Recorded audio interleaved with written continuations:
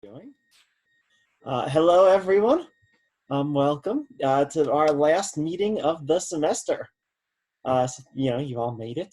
Many of you, at least many people who are here, are done with their semester because they also have their presentations done too. So congratulations to all of you. At least they're done for the semester in my class anyway. Might have other stuff to do anyway in other classes. So what we're going to do today is just kind of do some end of the semester stuff. We're going to do sort of a little bit of a course overview, so talk about everything that it is we talked about. I'll also just begin by doing a little bit of business stuff. So yeah, this is supposed to be a more conversational day, certainly. So chime in whenever you got something to say. So let's go to do some business issues first. We've got let's see, a couple presentations still upcoming. I will possibly, depending, I'm still waiting on some people to get back to me on precisely the format they want to do the presentation in. We're not going to have our Thursday class session. We'll just skip it. There's nothing really to do. But I might do something during when our final exam would have been, if a lot of people want to do a sort of Zoom presentation during the final exam period. This will be completely informal and voluntary, not required. I'll send out an email if we're going to do that. In terms of your papers, so I'm starting to work my way through them. I'm going to work in reverse alphabetical order with these papers as opposed to the alphabetical order for the last one. So if you're at near the end of the alphabet, you might have already received a grade already. Because I am still very, very behind in my grading, and about to get a lot more behind as other classes start turning in things too. I'm not going to give you any comments on your paper. I'm just going to give you a grade because my goal is going to be to just try to get them graded as quickly as possible, so that I can get everything done in time and so that everyone can sort of know where they are in the course. Now, I'm not at all adverse to giving comments, though. If you would like comments, just let me know, and I'll write you really careful, detailed comments once I get everything graded. So the first priority is just going to be to get everything done during the semester. Once that takes place, I'm happy to give anyone comments who would like them. So just send me an email or something, and I'll give you really detailed comments on your paper, what I thought, questions that your paper's left me with, all that good stuff. So yeah, hopefully I will be mostly done with this class by next Monday, because that's when the next lot of stuff is going to come in for me. So hopefully I should get these papers graded in about a week-ish. That's what I'm hoping for anyway. And that's pretty much it. If you've already done your presentation and you've turned in one of the two papers, you're done. I think I have one more daily assignment to grade for our class, and then once that's done, you will be able to see exactly what your grade is. So yeah. Also, if anyone hasn't turned something in that they should have turned in, say not having turned in a presentation, not having turned in a paper, contact me. Turn in something. Late is better than nothing. I'll give you partial credit if you turn in something late. So yeah, I think that's all I have business wise. Does anyone have any business questions about anything structure that regard the course? So since my last name's W and all my grades are in the book, does that mean what Canvas says is my grade in your course? Yes, that is. Yeah, your papers. Yeah, you were. I think actually there is one person with a later letter than you, but they had turned in the first paper. So yeah, Cool. Your grade is official. There's no pluses or minuses in the course, and the rounding should already be built into Canvas itself. So whatever Canvas says is your grade, that should be right unless you see something that doesn't look right. Well, so perfect. If something looks wrong, let me know. But otherwise, yeah, what Canvas says should be the right answer. Perfect. If anything, I'm surprised it got an A over a B, so I'm not going to pretend there's anything wrong. Don't complain. Yeah, don't complain about anything. Don't ask me to regrade anything because it's only going to go poorly. Good. Any other sort of just business questions? All right. Let's do a few other little details.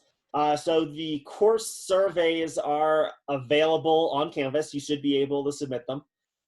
It's a little bit of an odd semester. I mean, I guess it's not just a little, it's a lot an odd semester in a lot of ways. The university is sort of like letting you fill out these course surveys, but they don't actually care about them because they just decided to throw the semester out in that regard. I actually, though, would really like feedback on how you all thought the course as a whole went, and since that's probably going to be a little bit hard to answer because the course got really weird, at the very least, what you all thought about this online transition. What worked, what you liked that I did, what I could have done differently that could have made this process easier. Hopefully it's not going to be necessary, but they have asked us to at least have sort of contingency plans in case something goes wrong in the fall too. So I would like to really know what you all thought worked, what you thought didn't work for people, and so to all the people in asynchronous land too, what you all thought as well, right? What from the asynchronous experience was like, how did that go? What could I have done differently? How could I have organized it better for you all too? Nothing, there's nothing opportune about any of this, right? None of this is the best practices. If the class had been designed to be an online class from the get-go, it probably would have been better. If I had had a better camera, it probably would have been better. Right? There's various things that sort of could have been done if the class had been designed from the get-go. But I would really like to know from you all what you thought worked, what you didn't thought that worked. If you have comments about the course as a whole, that would be valuable too. But you guys didn't get the full course, unfortunately. You basically got about 2/3 of the course. We cut an entire unit ended up getting cut out. So I would, what you thought about the course would be super valuable as well, but yeah, you just didn't get the course I was sort of hoping you would have gotten. Hopefully what you got was at least good enough, interesting enough that you thought your time was well spent at least. So I'll send out a couple of email reminders about those course surveys. Try to get, I think the last day they can be submitted is the Friday of final exam week. Try to get those done. I'll send out a few emails just because I really do like the feedback, and particularly with this online stuff, I'd really like to know what you all thought worked and what you all thought didn't work. Only other bit of little business. I mentioned this in an email I sent out before, but I just want to say it again. Make sure everyone knows about your options. The university has given you a couple of extra options because of the coronavirus-related shifts to the semester that you normally wouldn't have. You have until this upcoming Friday to withdraw from the course. That would be if, say, you haven't turned in a bunch of stuff and you don't think you're going to turn it in. So it's better, withdrawing is much better than getting an F in the course. So if you need to take advantage of that, that option is open to you all. And also, you also have the option of switching to a satisfactory or unsatisfactory grading schema. So basically, satisfactory is C or higher. Unsatisfactory is less, so D or lower. You have the option of shifting your class grades to that as well. I don't fully know what ramifications that has upon things like financial aid or scholarships, so maybe check with your advisor before you do so. Just make sure it's not going to disrupt anything else if you're interested in going that route. I'm not sure exactly. I'm pretty sure the credit will count, but it might count in a weird way in terms of things like major requirements and stuff. So just maybe check with an advisor if you are thinking about going in that way. Just make sure it's not going to have any negative ramifications on you just beyond GPA purposes. So I think that's all the sort of business stuff that I had. Again, does anyone have any sort of questions along those lines? All right, great. Then let's just start summing up the semester. So philosophy and science fiction. That's what this course indeed is.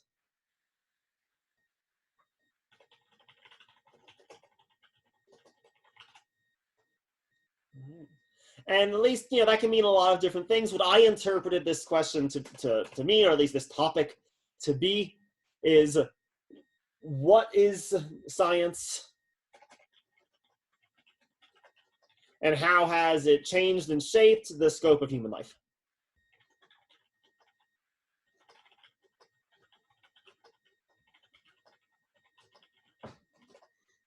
With the idea being that this question is the question that sort of makes science fiction in a very real sense.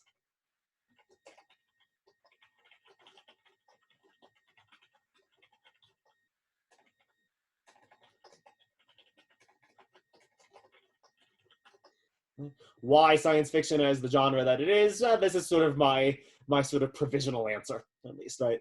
This is sort of what all science fiction has happened. And I think it sort of was more or less borne out by all the sort of classic archetypes, right? I guess, unless you want to throw in some space fantasy or something and want to argue that's a different genre than science fiction, I guess fine. But by and large, every science fiction novel, every science fiction movie is in some sense sort of exploring what sort of possibilities that are sort of awakened by modern science. How has this changed sort of our self-understanding?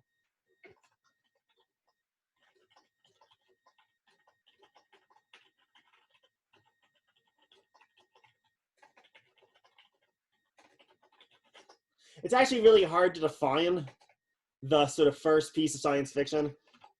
I started with Frankenstein because that's a pretty strong candidate. But you can actually go back a little bit earlier. Kepler, who was one of the sort of first physicists of the sort of the what we think of as sort of the modern wave of physics, right? So post Copernican physics.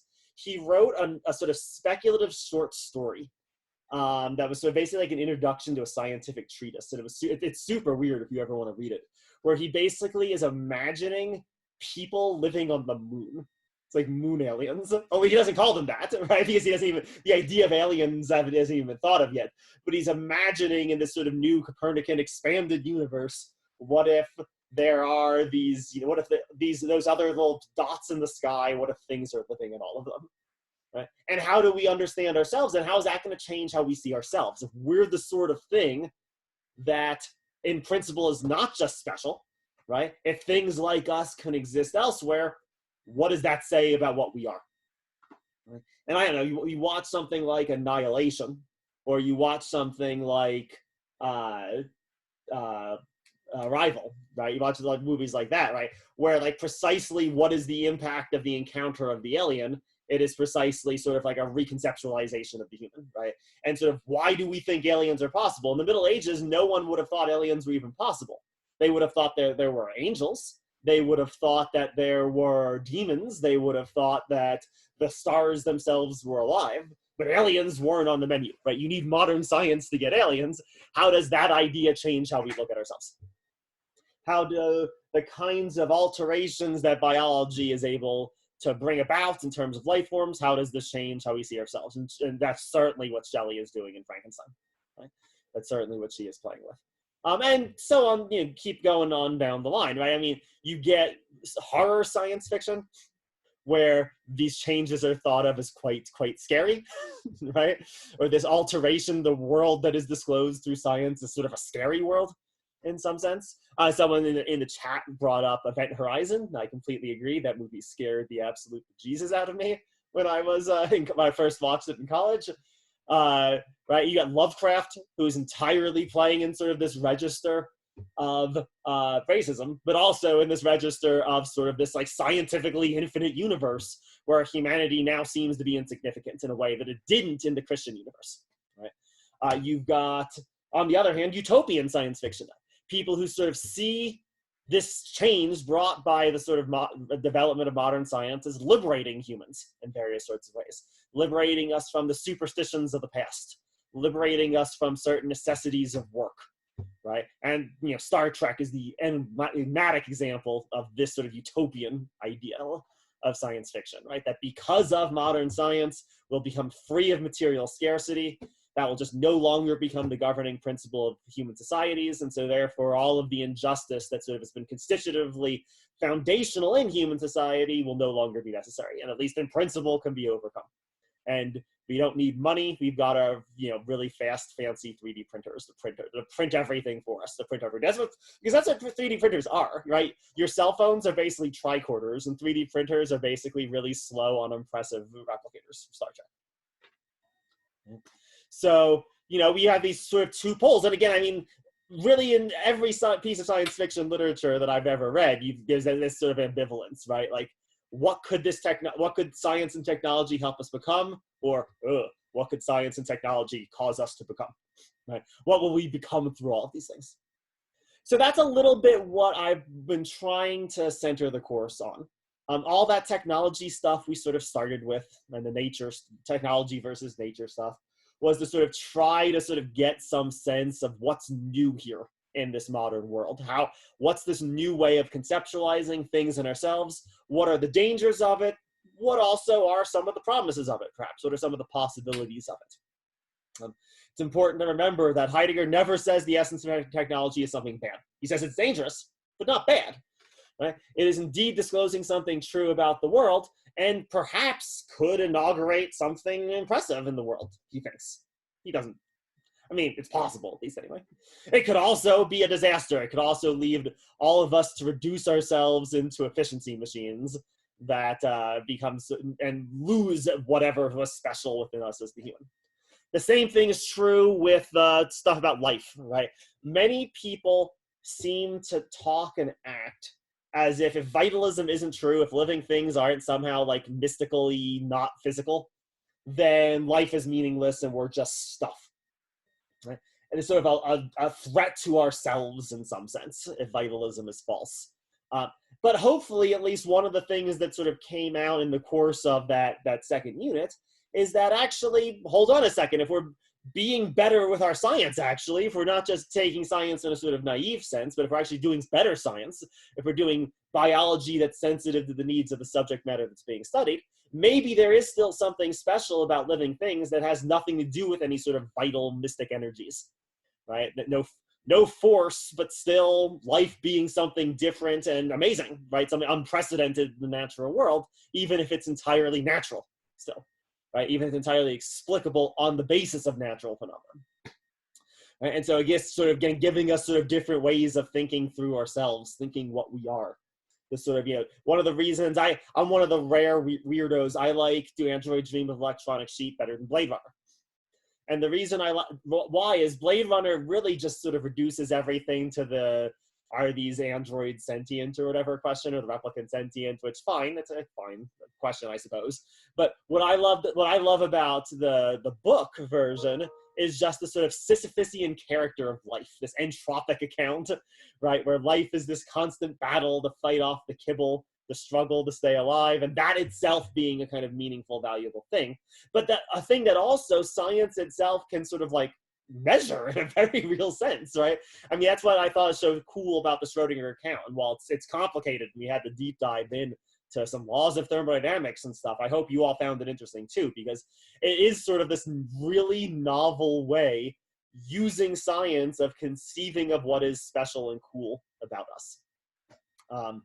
And so, yeah, and all that stuff with the weird religion and all of that, like all that stuff. So to me, the book Do Androids Dream of Electronic Sheep is actually even more interesting than the film. So yeah, again, I hope you all enjoyed being exposed to that too. So yeah, we were going to have a whole third unit about sort of how you conceptualize yourself as humans, not just in terms of life forms, but how you were going to conceptualize yourself as humans. That didn't happen, sadly. So I'm sorry about that. Many of you in your papers, a few of the papers that I've read actually sort of went into some of these directions. There was a really cool thing we were going to look at, and some of you basically did it in your papers anyway. I don't know if any of you have seen any bits or pieces of the new version of Battlestar Galactica, the one that came out in the early 2000s. It's a really weird case. So the premise of it, right, there are these robots that have killed all humans, yada, yada. But the weird thing in the new version of it, the latest generation of these robots are indistinguishable from humans, right? They're fleshy, you poke them, like presumably that means they have DNA, right? Like you can't tell unless you engage in incredibly specific testing that these things are not human, right? So are they alive? Sort of obviously, right? It's almost a sort of a trivial question to say that they're alive. By Schrodinger's account, certainly they're alive. They're doing all the physiochemical stuff. They're physically identical to humans in terms of it. So by Schrodinger's account, they would certainly count as life forms. In Boden's account, they would certainly count as life forms. Mayer would almost certainly call them life forms because there is sort of like a program of a particular sort operative within them. The weird question in that show isn't are they alive? The question is, are they human? Because they're synthetic, right? They're not reproduced. A mommy Cylon and a daddy Cylon don't get together to make a baby Cylon, right? They're synthetic beings. But yet, what is the fact that we sort of emerge as a result of sexual reproduction somehow essential to what it is to be human? Right? That was one of the things we were going to sort of start playing with in that last unit of the course. That didn't happen, but at least several of you at least were playing with very similar ideas in your papers. So that was super, super exciting and super interesting. And it would have been the same sort of line, like, how do we understand our humanness in light of all the things that sort of modern science is revealing to us that our humanness could have become. Okay. And so transhumanist questions similarly mixed in, and questions about human evolution, human enhancement, all of these things. Well, how does all of this sort of pertain to what actually essentially makes you human, and therefore what essentially makes you you? Okay. And indeed, I probably would have thrown in a little Aristotle there too, because why not? I've been throwing in Aristotle, a little bit of Aristotle here or there throughout the semester, so why not with it? So I hope you've all found this class interesting and valuable. I don't know exactly what you expected philosophy and science fiction to look like, right? It can look like a lot of things. A lot of your presentations are going in fascinating directions with the idea, exploring it in all kinds of really cool ways. I'm almost sort of sorry that just the presentations had to move to this online format, because it means that a lot of you are just deprived of some really cool stuff that your fellow classmates have been working on and sharing with me, but in the form of papers, things that I can't sort of distribute. But there's been all kinds of great stuff with those presentations. Yeah, so thank you all very much for sticking with the course as well. I know this was an incredibly stressful time for reasons that go far beyond this one individual classroom. So for everyone who's been sort of sticking along, whether synchronously or asynchronously, thank you for sort of being here. Thank you for being sort of part of the course. This class comes with a lifetime guarantee. And so what do I mean by that? I mean, if you need anything from me going forward, just let me know. I'm happy to do it. Letters of recommendation, not a problem. If you need to ever get into any of my classes in the fall, I'm going to be teaching a 19th century philosophy class. We'll be doing a lot of Kant, a lot of Hegel, some Marx, some Nietzsche, some early existentialism stuff. We'll be doing lots of pretty cool stuff. That I think if you're into some of the stuff we were doing this semester, you might be into some of the stuff we're doing in 19th too. If anyone needs to get into that course, there's technically prerequisites, but I don't care. I'll just give you an override. Right? That's, if you ever need to get it. If there's anything I can ever do for any of you, don't hesitate. Let me know. I'm here to do this teaching stuff. All the other parts of academia are parts that I do, but I'm here to do this teaching stuff. You're never going to be bothering me by asking me for something. So please don't hesitate. One of the first time I taught this class, actually, one of the students from it just got into graduate school, and I wrote him some letters of recommendation. It was super exciting. Happy to do letters of recommendation, things of that sort too. Whatever you need from me, just let me know. Yeah, so thank you all very much. That's really all I had for you today. Just wanted to do a little course summation, course overview for everyone. So thank you all very much. If anyone has any questions for me, stick around. Obviously, we can just chat a little bit at the end of class. Otherwise, have a wonderful summer. Have a wonderful rest of your semester. Yeah. Peace and long life. That's what to all of you. Absolutely right. Entirely so. The new social distancing high five. Yeah, have a wonderful summer. And if you ever need anything, just let me know. And yeah, I will talk to you all via email a couple more times before the semester ends. But have a wonderful one. Thank you all very much.